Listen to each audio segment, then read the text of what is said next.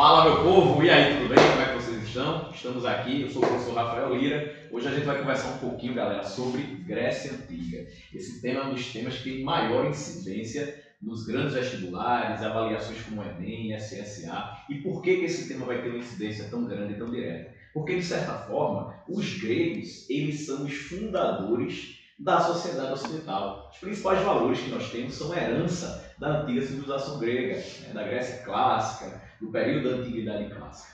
E, de certa forma, a gente pode inclusive dizer que gregos somos nós, porque muitos valores, que a gente chama de legado grego, estão presentes na nossa sociedade. E nesse momento de hoje, nessa fala de hoje, a gente vai tentar descobrir quais são esses valores da Antiga Grécia que estão presentes no nosso dia a dia, no nosso cotidiano. Vamos embora?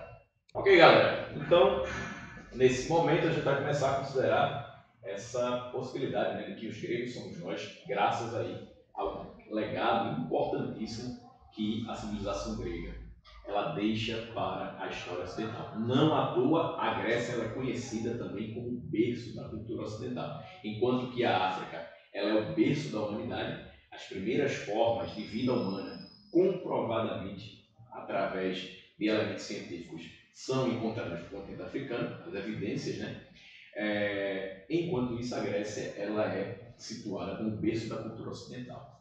Antes da gente começar a tratar da história da Grécia, nós precisamos também fazer um trabalho aí de localização, aquilo que a gente chama de contextualização. Preciso contextualizar, situar vocês aí com relação à linha do tempo, tá? Um ponto muito importante é o seguinte: no século XIX, para melhor facilitar a aprendizagem da história, historiadores europeus fizeram uma divisão que a gente chama de divisão clássica da história, privilegiando 5 grandes momentos. Essa forma de divisão da história ela é muito questionável. Por quê? Porque ela só privilegia como marcos de passagem de uma era da história para outra fatos da história da Europa. Mas ainda assim, ela continua sendo utilizada hoje porque ela tem um caráter didático, ela é muito prática, ela facilita.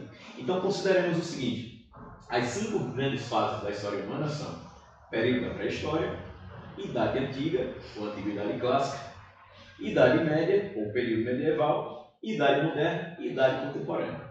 Considerando-se que vocês já passaram por um ciclo de estudos que privilegiou a chamada pré-história humana e boa parte das civilizações da antiguidade clássica, que é a segunda era da história humana, a gente chega até a Grécia. Então, historicamente falando, a Grécia ela situa-se dentro desse período de tempo que os historiadores classificam como antiguidade clássica ou idade antiga, que oficialmente, segundo essa mesma divisão que os historiadores europeus fizeram lá no século XIX, ela vai desde o aparecimento da escrita, por volta de 10.000 anos antes de Cristo, até a queda do Império Romano, por volta de 453 depois de Cristo. Então a Grécia Antiga ela situa-se historicamente entre os séculos V, século IV a.C., é mais ou menos nesse período que você vai encontrar o surgimento da civilização grega e formando aí também a base para a cultura ocidental, tá? Então vamos lá, vamos acompanhar um pouquinho,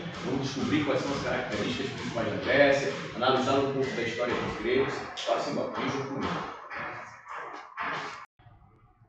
Ok, gente, a gente traz aqui agora para vocês algumas das características gerais da Grécia Antiga, tá? Primeiro ponto, os gregos da Antiguidade, eles não eram chamados de gregos por ocuparem o mesmo território, o mesmo país. Diferentemente de grandes civilizações como o Egito e a própria Roma Antiga, a Grécia Antiga ela nunca constituiu um Estado-nação, nunca foi um império. Mas a forma de organização social que eles desenvolveram é uma forma de organização própria e tem como centro a chamada cidade-estado. Tá? Eles eram chamados de gregos não por partilharem a mesma unidade territorial ou etc. Mas eles eram chamados de gregos porque tinham similaridades culturais. E o principal traço cultural que eles identificavam era justamente o idioma. A língua grega ela era comum a essas diferentes cidades-estados que ocorrem nessa região.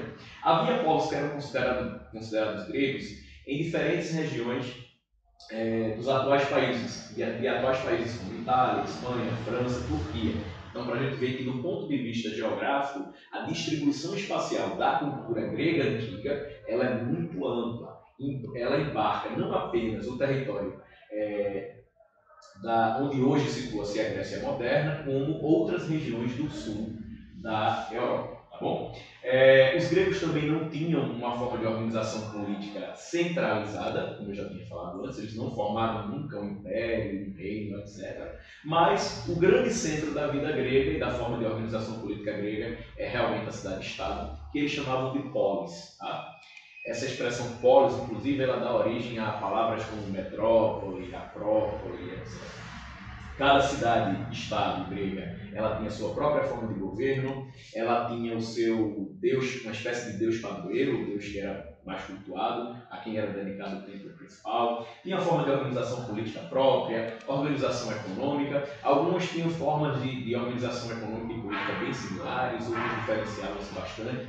A gente destaca aí nesse processo das cidades-estados gregas a grande rivalidade que houve entre Atenas e Esparta, né, que são duas cidades gregas extremamente memoráveis e com histórias e organizações políticas bastante diferentes. Né? Enquanto Atenas situa-se no litoral, está muito mais ligada ao comércio exterior, Esparta situa-se no interior, está muito mais ligada à vida militar e etc.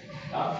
Uma outra questão interessante a ser considerada sobre os antigos gregos é que a forma de organização em cidades-estado e a localização da imensa maioria das cidades-estado gregas no litoral, principalmente no litoral do Mar Egeu, favoreceu o comércio marítimo, favoreceu muito o comércio exterior. Então, os gregos serão grandes comerciantes, vão ser especializados em comércio exterior na antiguidade. E por que os gregos vão se destacar como comerciantes? Tá? E principalmente comerciantes que desenvolvem o comércio exterior. Veja, do ponto de vista da natureza, da geografia da Grécia, você vai encontrar um território, do ponto de vista das práticas agrícolas, muito hostil. Por quê? Porque é um território montanhoso, um território acidentado, é um território agreste, onde o desenvolvimento da lavoura, né, da prática da monocultura, ele vai ser muito limitado por conta dessas características. Né? Então, o território montanhoso ele não propicia a expansão da grande lavoura. Ao mesmo tempo, um território litorâneo, né? Grandes penínsulas recortadas por baías, por angras, por ilhas, isso vai facilitar também a questão do desenvolvimento das práticas marítimas. Então, inicialmente a pesca e depois o comércio. Então, os gregos são grandes navegadores do passado, estão sempre ligados ao mar. Vamos considerar também que um dos principais deuses cultuados da antiga Grécia é Poseidon, que é deus dos mares. E por que Poseidon vai receber tanto culto? Porque os gregos eles tinham uma ligação direta com o mar. Eles estão no mar. E a gente sabe que o mar tem uma série de perigos, né? Tempestades e etc. A própria fragilidade das embarcações, as técnicas construtivas da época, elas fazem com que a vida no mar ela seja algo arriscado. Então é preciso cultuar essa natureza, cultuar o mar, e ele é personificado na figura do Poseidon, que é o deus dos mares, aí, muito popularizado pela literatura, muito popularizado pelo cinema. Para quem acompanha, por exemplo, Percy Jackson, conhece um pouco aí da história de Poseidon e etc. Tá bom? Pronto. A gente vai começar a considerar agora, pessoal, alguns pontos sobre a história da Grécia, tá? Mais uma vez a gente entra aí com uma preocupação didática, né? De separar, dividir, deixar melhor formatado para facilitar também o estudo e a aprendizagem desse tema. Então, do ponto de vista da organização cronológica, a história grega ela costuma ser dividida em 3 fases, sendo, primeiro, a fase que a gente chama de origem da antiga Grécia. E nessa fase de origem da Grécia, a gente considera que a origem dos gregos ela remete à Península Balcânica, sul da Europa, e está ligada também à chegada de povos indo-europeus, povos que migraram do leste, né, para a região da Península Balcânica, por volta de 2500 a.C. Então lembra que eu falei no século V, século VI, século IV a.C. Tá? E entre esses povos estão aqueus, jônios, eólios e dórios.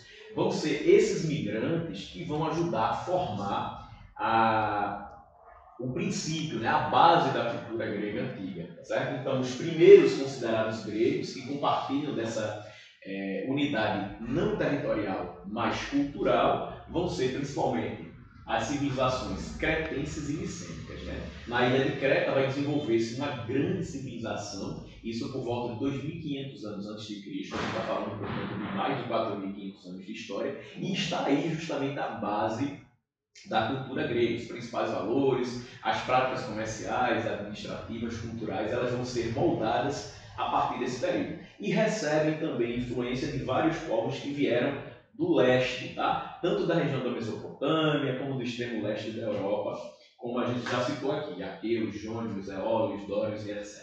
Tá?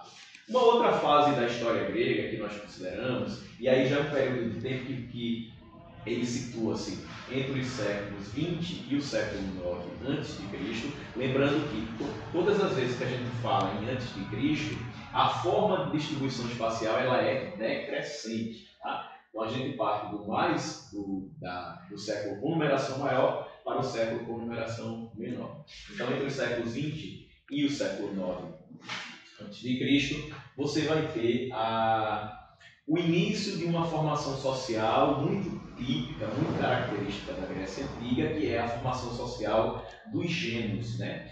Essa palavra gênios é a mesma que está ligada à gene, à genética, e passa a dimensão de laços consanguíneos. Então, as primeiras formas de organização social na Antiga Grécia, surgidas ainda durante o período homérico, elas estão ligadas a clãs familiares.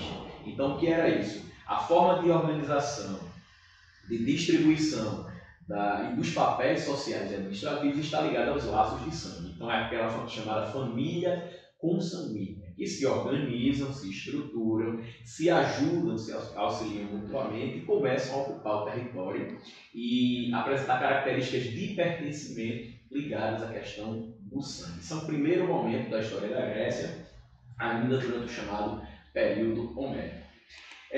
Na fase final do período homérico, por volta do século 9 a.C., nós vamos encontrar a desintegração desses clãs familiares, a desintegração desses gêneros. E motivada por quê? Por que essa forma de organização, de unidade, tanto administrativa como social, ela começa a entrar em desuso? Por conta do crescimento demográfico. A população ela começa a crescer muito. E o aumento populacional gera também pressões sobre a ocupação dos territórios. Então, mais pessoas, mais famílias, mais pressão sobre a agricultura, a ocupação da terra. Então, primeiros conflitos começam a surgir nessa fase final do período homérico, por volta do século 9 a.C., e nessa fase você tem também o aumento do consumo das famílias, que obviamente a população aumentou, e a escassez de terras. Esse processo vai gerar um segundo processo, que é a expansão dos gregos, que antes se localizavam apenas na Península Balcânica, no sul da Europa, que ocupa inclusive boa parte da Grécia moderna, e a partir dali eles começam a instalar-se em outras regiões. Então, a expansão grega, desse ponto inicial, que teria surgido a civilização grega para outras regiões, ela dá-se por conta dessas pressões também da decorrência do aumento populacional. E aí, pessoal, nessa fase final do período homérico, por volta do século 9 a.C., a gente começa, dentro dessa divisão didática, né, dos estudos da história grega, a gente já tem início ao chamado período arcaico. Então, na fase em que os gêneros se desintegram, aquela forma de organização social e política familiar, consanguínea, se desintegram, os gregos começam a se expandir para outras regiões. Então, do ponto de vista cronológico e didático, você tem o início de uma nova era na história grega, que é o período arcaico. Esse período arcaico ele vai do século V ao século VI a.C., tá? E é um período de intensas transformações. A população ela cresce muito, aquela forma de organização familiar, os caras ligados por laço de sangue, e aí, por conta da questão consanguínea, eles se defendiam, se protegiam, dividiam territórios, ela começa a não mais fazer sentido. A população ela cresce muito. E aí, esse crescimento demográfico, ele gera também uma expansão territorial e uma expansão também das atividades comerciais. Então, o período em que começam a surgir, começam a ser instaladas as chamadas colônias gregas. Quando eu falei lá no comecinho que você vai encontrar gregos vivendo em regiões da Turquia, da Itália, da França, é por conta desse período aqui, essa fase do chamado período arcaico, né? Um grande desenvolvimento comercial por conta também de que eles estavam se espalhando, expandindo-se para outros territórios. Tá? Nessa fase também você vai encontrar um grande aumento demográfico, um grande aumento populacional, e aumentando a população num território que é montanhoso, que é agreste, você vai passar por problemas sérios de falta de terras para a agricultura. Por essa razão, os gregos começam a estabelecer colônias. Antes eles estavam situados na Península Balcânica, no entorno do Mar Egeu e das ilhas gregas. Eles agora começam a expandir-se para outras regiões do Mar Mediterrâneo e do Mar Negro. Tá? Então, uma fase de grande expansão e de instalação de colônias que, por sua vez, essas colônias, elas estavam ligadas às cidades-estado gregas. Tá? A formação de cidades-estados é a principal característica do período arcaico, com destaque para Atenas e Esparta, que já havíamos citado antes. Né? Inclusive, essa rivalidade Atenas-Esparta ela é muito explorada aí pelo cinema, muito explorada pela literatura, né? E dá muito pano para a manga para a gente estudar esse período de tempo que é tão interessante, tão impactante. Justamente nesses 3 períodos de tempo, né? Período das origens da Grécia Antiga, período homérico e período arcaico, que você vai ter a constituição de uma série de valores culturais e esses valores serão transmitidos a outros povos. Vamos lembrar que na fase final, na fase de decadência, né, das antigas cidades-estado gregas, a Grécia e seu território, elas acabam sendo dominadas pelo Império Romano, que está já na sua fase de expansão. Então, as antigas cidades-estado gregas, que gozavam de independência política e dominavam outras regiões, elas agora vão se tornar regiões integradas ao Império Romano. E os romanos, por sua vez, eles vão apropriar-se de muitos valores que foram desenvolvidos pelos gregos e aprimorar esses valores, ou, vamos supor assim, os romanos vão maquiar, dar uma outra linguagem, uma outra roupagem. Isso vai acontecer muito na questão política, isso vai acontecer muito na questão religiosa, nas próprias formas de organização social. E foi graças a essa invasão romana dos territórios da antiga Grécia e a apropriação de valores culturais dos gregos que nós herdamos várias características na cultura ocidental que remetem à Grécia Antiga. Então, por isso que a gente fala que a Grécia Antiga ela é o berço da cultura ocidental. Vamos lembrar que essa nossa comunicação é intitulada Gregos Somos Nós, e o grande objetivo dessa comunicação nossa é explorar a herança que os gregos deixam na nossa civilização e os impactos culturais que marcam a nossa sociedade até hoje. Então, existem diferentes valores que são herdados da Grécia Antiga e que estão presentes no nosso dia a dia e que muitas vezes a gente nem percebe. Está tão impregnado no nosso cotidiano que a gente nem percebe. Mas a gente vai lembrar para vocês quais são esses principais valores. Por que a Grécia é tão importante, por que ela é estudada até hoje, por que ela marca tanto a cultura ocidental. O primeiro desses valores, eu não estou trabalhando aqui com uma escala de importância, todos que a gente está colocando são extremamente importantes, mas um que merece muito destaque é justamente a questão da democracia. Os gregos antigos eles são considerados os inventores da democracia. Considera-se que por volta do século V, IV a.C., pela primeira vez os caras criaram uma tecnologia de governo nunca antes vista na história humana. As formas de governo que a galera conhecia até então é a monarquia e a tirania. Tá? Todas essas formas de organização política elas não compreendiam participação popular. Não compreendiam o direito de escolha, o direito de optar. Tá? Então, hoje a democracia ela é tão naturalizada que quando se fala em formas outras de governo que não a democracia, nós sentimos algumas formas de estranhamento.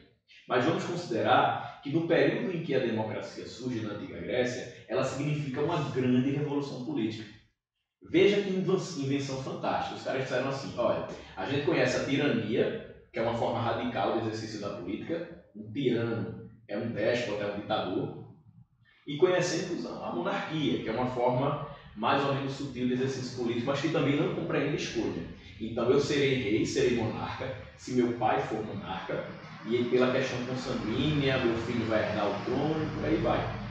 Essa forma de organização política, ela é funcional, porém ela abre margem para a ocorrência de algumas injustiças. Né? Então eu posso ter sido um bom rei, mas o herdeiro do trono, meu filho, ele pode não ser um rei tão bom assim.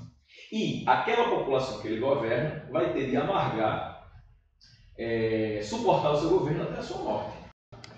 Então, o que é que acontece? Vai ter de suportar esse governo até a sua morte e não existem alternativas para que aquele governo seja substituído. Os gregos, eles pensando nisso, de que um político ele pode cometer injustiças, desonestidades e pode fazer com que os seus governados sofram, eles desenvolveram uma estratégia que é a estratégia da democracia, da eleição. A própria palavra democracia, do ponto de vista etimológico, ela tem origem grega e ela é fruto da junção de duas palavrinhas gregas, demos, que é povo, e kratos, que é governo. Então, democracia literalmente seria um governo do povo. Mas vamos considerar que hoje nós temos um formato de exercício da democracia que ele deve aplicar-se a todos os cidadãos de forma ampla e restrita. No caso do Brasil, por exemplo, nós temos a eleição, e essa forma de eleição ela não atende, por exemplo, a critérios censitários, não observa, não coloca limitações com relação a credo, a raça, a religião, a renda, né? Então, de fato, você tem uma participação popular ampla no processo de escolha. Por mais que os gregos tenham inventado essa grande tecnologia em sua época, é importante considerar que é um formato de tecnologia política, sim. No entanto, é um formato de tecnologia política que representa o seu tempo. Tá? Então, na Grécia Antiga, algumas cidades-estado elas desenvolveram a prática da democracia. No entanto, era uma democracia limitada, porque era uma democracia que representava o tempo histórico em que estava situado. Então, por exemplo, mulheres, escravizados e estrangeiros que vivessem no próprio território grego não tinham direito ao voto. Então, nesse sentido, a democracia grega ela difere muito da democracia contemporânea, onde os direitos políticos de votar e ser votado, eles são amplos e restritos. Mas, sem sombra de dúvida, a ideia plantada pelos gregos, ela é adotada hoje, não apenas no Ocidente, como também no Oriente. Então, formas de política que não compreendam exercício democrático, que não compreendam o questionamento, que não compreendam o direito de votar e ser votado, elas são amplamente questionadas e a gente deve também esses valores, o culto à democracia como uma forma de exercício político, se não justo, pelo menos menos injusto, aos antigos gregos. Continuando, pessoal, a nossa lista de legados da Antiga Grécia, a gente vai passar a tratar agora sobre a questão da arquitetura e da arte clássicas. Veja que várias capitais brasileiras, por exemplo, e capitais de outros países também, elas são impregnadas por construções, edificações históricas e manifestações artísticas, seja na área da pintura, seja na área da arquitetura ou na área da escultura, que estão relacionadas a um estilo que costumamos chamar de clássico ou neoclássico. Tá? Isso ocorre em várias cidades brasileiras. Aqui no Recife você vai ter grandes demonstrações da arquitetura clássica grega. Então, a arte e a arquitetura que foram fundadas pela Grécia Antiga e que receberam esse nome de arquitetura clássica, arte clássica, elas moldaram a noção de beleza no Ocidente. Os gregos eles tinham uma fixação muito grande com relação à ideia de representação realística das manifestações artísticas. Então, representar a natureza, representar a humanidade de forma realística era um valor que era perseguido pelos gregos. Então, termos como simplicidade, proporção, perspectiva, harmonia na distribuição dos espaços, dos ambientes, das representações artísticas, estão presentes na Antiguidade Clássica, foram fundadas pelos gregos e estão presentes até hoje na nossa sociedade. Então, valores como o realismo, representação do belo, o culto ao corpo, corpos esculturais, corpos sarados, né? Isso tudo são valores que eram cultuados pelos antigos gregos, faziam parte das suas manifestações artísticas e estão presentes também na nossa sociedade. Então a gente segue aí na lista mostrando o quanto que os gregos continuam marcando o nosso dia a dia. Então a gente já viu a democracia e agora a gente viu como que nas artes e na arquitetura nós somos gregos também. Então valores que existiram há cerca de 4 mil anos atrás, 3 mil anos atrás, continuam tão presentes e tão reais e sendo extremamente cultuados na nossa sociedade, no campo, das artes como um todo. Dando sequência, pessoal, a essa lista imensa de legados e de influência cultural que os gregos têm na nossa sociedade, a gente chega agora a falar da filosofia. Então, a filosofia, que hoje é matéria escolar, disciplina escolar, definida pelo Ministério da Educação do Brasil como essencial para a formação dos nossos estudantes, ela também é uma invenção grega, é uma criação grega, e em sua época significou a maior revolução científica do mundo antigo. Por que isso? Porque, vejam, do ponto de vista etimológico, e é interessante a gente estudar as palavras a partir da sua origem, etimologicamente falando, filosofia é a junção de duas palavras gregas, que são philos e sofia. Tá? Então, philos está ligado a filiae, a filiação, a apreço, a amizade, a proximidade, a parentesco. E sofia seria sabedoria, conhecimento. Então, literalmente falando, nós costumamos traduzir filosofia como sendo amizade, amor, apreço, gostar do conhecimento, gostar da sabedoria. E foi isso que os gregos fizeram lá na antiguidade. Alguns filósofos antigos, como Sócrates, Platão, só para citar alguns, eles em sua época, eles estavam indignados, eles não mais aceitaram que os fenômenos da realidade social e da própria natureza eles fossem explicados apenas a partir de explicações mitológicas e religiosas. Então eles começaram a pensar numa forma outra de explicar os fenômenos da realidade, da ocorrência do universo e etc., livres de interpretações dogmáticas, de interpretações religiosas. E com isso eles criaram uma técnica própria de estudos que envolve, que privilegia principalmente a questão da reflexão. Então a filosofia é isso, é você refletir sobre fenômenos, sejam fenômenos naturais ou fenômenos sociais, e você criar explicações plausíveis para esses fenômenos, independentes de explicações fantásticas ou irreais. Então, isso é a filosofia, e isso sim representa uma grande revolução científica no mundo antigo e que está presente até os nossos dias. Sem filosofia não há reflexão, sem reflexão não há pensamento crítico e não há produção de conhecimento. Tá? Então, está aí mais um importante legado e mais uma influência cultural imensa dos gregos na nossa sociedade. Outro importante valor cultural, galera, que os gregos trouxeram para nós foi justamente a invenção do teatro.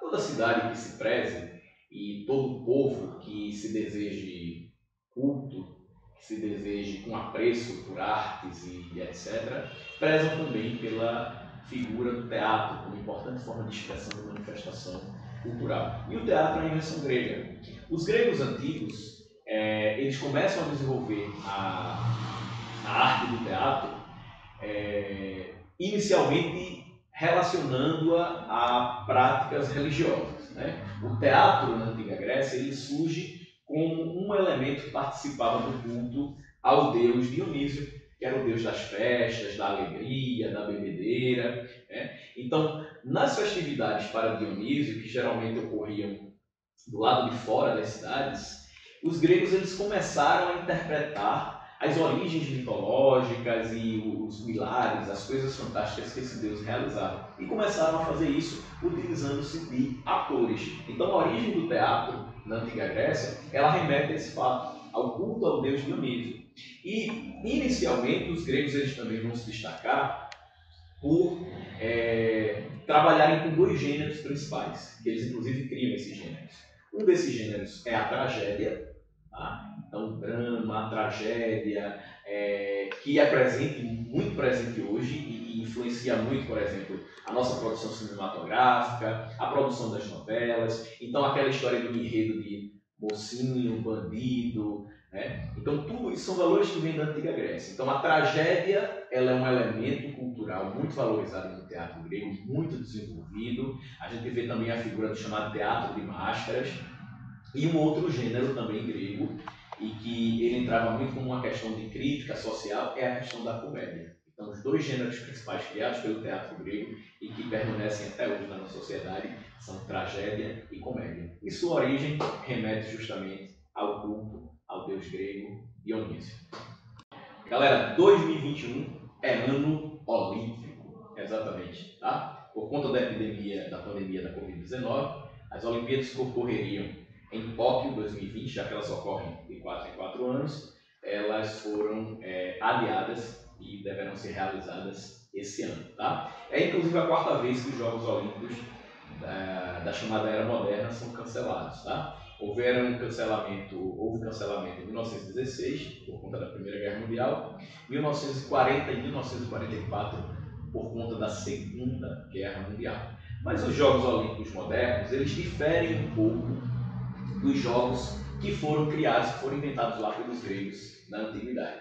Considera-se a origem dos Jogos Olímpicos da Antiga Grécia, que por volta do ano de 776 a.C., inicialmente esses Jogos Olímpicos eles estavam ligados também a atividades religiosas. Então, antes de virar um espetáculo moderno, uma competição entre países e atletas por medalha, os Jogos Olímpicos eram parte de eventos dedicados às divindades, principalmente a Zeus, que é o deus principal do panteão grego. Então, nesses Jogos Olímpicos eram cultuados valores como, além da questão atlética, além da questão competição, da honra, da superação humana, que são valores que existem até hoje nos Jogos Olímpicos, a própria prática, as próprias competições desportivas, que incluíam modalidades como atletismo, como boxe, como corrida, elas envolviam também formas de adoração e de culto a Zeus, que era o deus principal. Os Jogos Olímpicos na Antiga Grécia representavam também um período de trégua, de guerras entre cidades-estados e etc. E um dado também interessante é que os Jogos Olímpicos na Antiguidade, eles estavam muito relacionados a uma questão de exclusão de gênero, né? Porque as mulheres não podiam participar dos jogos, as mulheres não disputavam, tampouco podiam assistir às disputas nas arenas, nos anfiteatros, etc. E por que isso? Porque a macharada naquela época disputava nu. Eles acreditavam que as vestimentas elas limitavam o desempenho do atleta e por isso a galera disputava nu, né? Então, por uma questão aí de pudor, né? Cada época tinha as suas próprias formas de pudor, então a macharada lá nu, as mulheres não podiam ir para o estádio para assistir os caras disputando, tá? Então aí, mais um importante legado da cultura grega para a sociedade ocidental. Os jogos eles foram descontinuados na Antiguidade Clássica e só foram retomados em 1896, né, há cerca de 140 anos atrás, quando um nobre francês chamado Pierre de Coubertin, ele decidiu reativar, inclusive na cidade de Atenas, os antigos Jogos Olímpicos. Né? As chamadas Olimpíadas, como também são chamadas, ou Jogos de Verão, permanecem até hoje na nossa sociedade e são uma grande competição desportiva mundial que chama a atenção aí de milhares de pessoas. Os valores, né, como entrega de medalha e toda a cadeia produtiva que gira em torno dos Jogos Olímpicos modernos diferem bastante da Grécia Antiga, mas permanece a ideia dos valores que são cultuados. Um outro dado também interessante é que hoje os atletas são premiados, né, primeiro, segundo e terceiro lugar, recebem respectivamente medalhas de ouro, prata e bronze. Na antiga Grécia, os caras recebiam uma coroa feita com folhas de louro, né, da plantinha louro que a gente coloca lá no feijão para dar uma aromatizada, uma saborizada, e aquilo ali era um grande símbolo de honra, de status e etc. Uma outra questão muito importante, pessoal, sobre os gregos e como que eles influenciam a nossa sociedade é que os gregos foram grandes desenvolvedores da física e da matemática. A área das ciências humanas ela teve grande desenvolvimento na Antiga Grécia. E o grande desenvolvimento das ciências humanas estava ligado não apenas às suas atividades comerciais, como também ao vasto desenvolvimento da arquitetura que eles tiveram lá. Então, cientistas gregos não se dedicavam apenas aos estudos de filosofia, da plástica, da beleza, da estética, mas se preocupavam também com a questão das ciências, das chamadas ciências exatas. Tá? Então, o grande desenvolvimento da física e da matemática a gente vai ter na Antiga Grécia. Galera, o conceito de acessibilidade, né, de inclusão de pessoas que são portadores de necessidade especial, cadeirantes, cegos e outros tipos de necessidades que os seres humanos portam, por mais que ele seja muito debatido e que se procure na sociedade contemporânea formas de inclusão dessas populações, os gregos, há 4 milênios atrás, já estavam muito adiantados no tempo. Né? Os caras criaram a noção de acessibilidade. Vocês sabiam, por exemplo, que templos gregos tinham rampas especiais para acesso de pessoas portadoras de necessidades especiais e principalmente templos gregos ligados a deuses que estavam relacionados a doenças e a cura. Tá? Então a ideia dessa acessibilidade ela não é necessariamente nova, ela reporta a antiga Grécia e é mais um dos valores do legado dos gregos para a nossa sociedade. Falando em templos, a gente chega a um ponto também muito interessante da sociedade grega antiga, que é a questão religiosa. Mitos gregos, como a Medusa, como o Minotauro e tantos outros valores, estão ainda muito presentes na nossa sociedade. Tá? E nos influenciam, nos encantam no cinema, nos encantam na literatura. Então, falando de deuses, a gente chega a considerar algumas das características dos deuses gregos. Vamos considerar que a religião da antiga Grécia ela é uma religião de características politeístas, ou seja, os gregos eles tinham um culto que envolvia diferentes divindades, diferentes manifestações religiosas. Agora, calma, não significa dizer que existiam mais ou menos 50 deuses no panteão e figuras mitológicas, mas todos esses deuses eram cultuados de forma... eram cultuados igualmente por todas as pessoas. Não. Geralmente, cada cidade-estado grega desenvolvia a sua própria forma de culto, tinha o seu próprio templo e o seu deus protetor.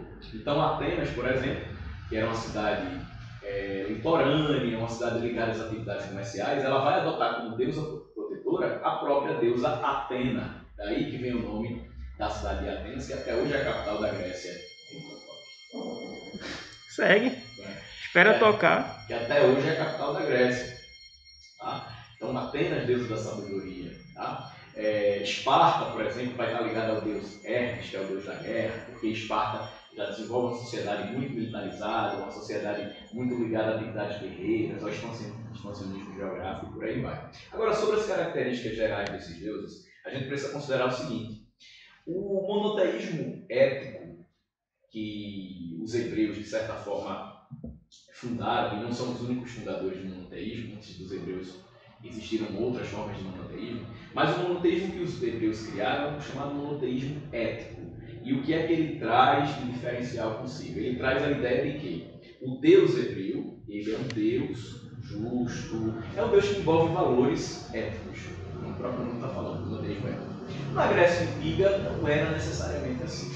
Os deuses gregos eles tinham características similares aos humanos, exatamente. Então eles sentiam ciúme, eles se apaixonavam, eles sentiam ódio, repulsa, atração afetiva e sexual por pessoas, e há inclusive muitos relatos, vários dos mitos gregos envolvem passagem de deuses que têm relações sexuais ou se apaixonam por humanos. Então isso vai fazer muito parte da história dos antigos gregos. Tá? Então os deuses gregos eles eram superiores sim, porque eles eram imortais e eram seres espirituais. No entanto, do ponto de vista ético, do ponto de vista moral, eles não eram lá muito diferentes dos seres humanos. Então, muitas tretas, muitas confusões, muitos conflitos vão fazer parte também da relação entre os próprios deuses gregos. E nesse ponto aqui da nossa fala, a gente vai considerar algumas das características de alguns dos principais desses deuses, alguns dos mais cultuados. Pronto, então considerando alguns desses deuses principais da Antiga Grécia, a gente vai ter Poseidon,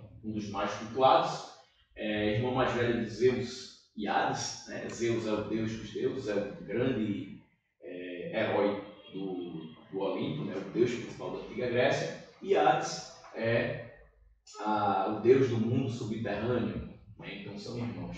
Com o movimento do tridente de Poseidon, que é o elemento que ele porta, ele consegue causar tempestades, terremotos, e a sua fúria é famosa entre os deuses. Né? Então Poseidon também vai ser muito cultuado, porque a sociedade grega antiga está muito ligada à questão da cultura marítima, do comércio, da pesca, da navegação. Então era preciso aplacar as forças da natureza que estivessem relacionadas a esse ambiente natural, e essa força da natureza vai ser personificada na figura do Poseidon.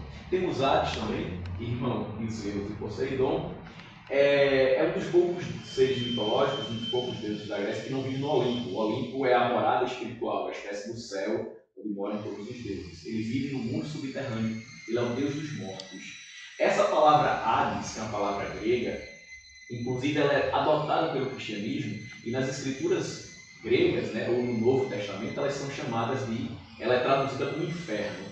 Só que vamos considerar que a noção cristã de inferno, de um mundo que fica abaixo da terra, onde existe sofrimento, fogo e etc., e a própria figura do diabo, ela não é a mesma figura de mundo subterrâneo que os gregos tinham. Tá? Existe grande diferença aí entre eles. Temos a deusa Hera, deusa do casamento, do parto, então ela está muito ligada à questão das mulheres, à questão da fertilidade e à questão da vida familiar. Né? Ela tem um problema muito sério que, como os deuses gregos eles têm paixões, sentimentos, a Hera ela é considerada uma deusa vingativa com as amantes do marido e com os filhos de Zeus, que é a Hera. Tá? Esposa de Zeus, tá, gente?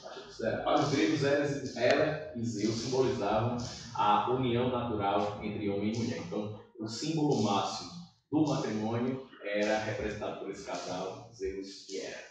Temos também o próprio Zeus, líder dos deuses, deus dos deuses, que a gente já falou. É um deus muito ligado às ideias de justiça e retidão. Então, ele impõe ordem e justiça lançando relâmpagos, tá?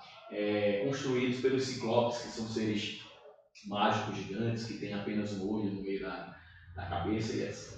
Zeus teve diversas esposas e casos com deusas, ninfas e humanas. Então, mais uma vez, entra aqui a ideia de que os deuses gregos não estavam muito distantes da humanidade. Inclusive, poderiam se relacionar e se apaixonar por pessoas humanas segundo sua crença. A deusa Afrodite é a deusa do amor. Né? Ela também está muito ligada à questão que existiam muitas simpatias, né? Mulheres que tinham problema de relacionamento, mulheres que estavam com problema conjugal, enquanto que protegia a família, protegia o matrimônio, a Afrodite estava muito relacionada à resolução de problemas sentimentais. Então, casos de traição, casos, por exemplo, de impotência sexual, então todas as questões relacionadas ao amor e à qualidade de vida no relacionamento, as pessoas costumavam recorrer à deusa Afrodite. Temos também Hefesto. Hefesto é um dos filhos de Zeus, com a deusa Hera.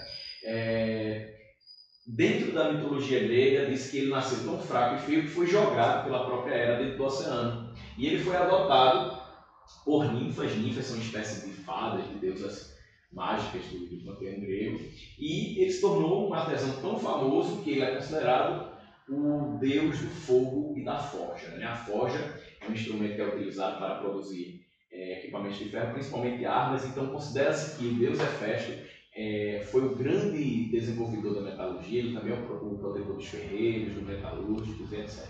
Dando continuidade aos deuses da antiga Grécia, a gente chega a Apolo. Apolo é a representação do próprio Sol, também está muito ligado às ideias de beleza.